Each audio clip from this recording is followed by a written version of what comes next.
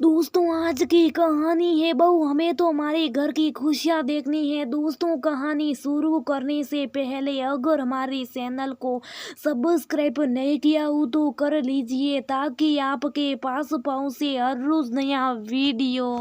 घर दिवाली की रोशनी से जगमगा रहा था। परिवार की इकलौती बेटी कीर्ति दीवार पर रंगोली बना रही थी। उसे रंग बिरंगे रंगों से अपने परिवार की रंगोली बनाई थी।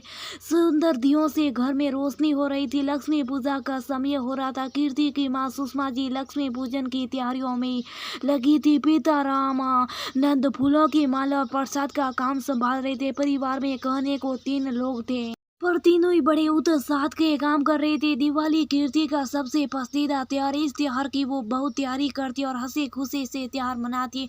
लक्ष्मी पूजन करके आपस में मिलना और घर की बनी मिठाइयाँ खाना, ये सब कीर्ति को बड़ा पसंद आता था। माँ, पिताजी, मैं हमेशा आपके साथ दिवाली मनाऊंगी। कीर्ति खुश होकर बोली, कीर्ति, जब तेरी शादी हो जाएगी तो तू अपने घर की दिवाली मनाएगी, तब मैं और तेरे पिताजी नहीं आएंगे।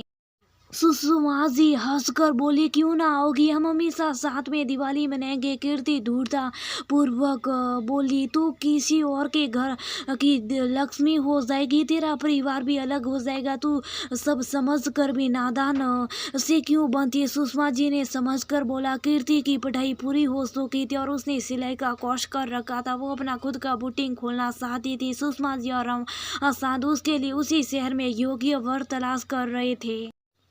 काफी दिनों बाद कीर्ति का रिश्ता पक्का हो गया। विशाल के परिवार में उसकी दीदी की शादी हो चुकी थी और पिताजी का देहांत हो गया था। विशाल की अच्छी नौकरी थी और वो चाहता था कि कीर्ति अपना बुटीक भी खोले। विशाल के परिवार वाले खुले विचारों के थे। सुषमा जी और रामानंद जी ऐसा दामाद पाकर निहाल हो गए। कीर्ति शादी के बाद ससुराल चली गई, पर उसे अपने माँ और पिताजी की चिंता लगी रहती थी। रामानंद जी की तबीयत भी खराब रहने लगी थी। उन्होंने बिस्तर पकड़ लिए थे। कीर्ति और विशाल उनकी हर तरह से देखभाल करते, पर वक्त में संक्रमण फैलने की वजह से वो बच ना सके और दुनिया छोड़कर चले गए। कीर्ति ने माँ को बहुत बोला कि वो उसके घर चल कर रहे, पर सुषमा जी हर बार मना कर देती थी, क्योंकि बेटी के घर जाकर रहना उन्हें कम अच्छा लगता था और समाज का डर भी था। कीर्ति सुषमा जी को संभालती रहती थी। पिताजी का अपना घर था, माँ को पेंशन भी मिल रही थी। बस दुख इसी बात का थी कि माँ को अकेले ही रहना पड़ता था।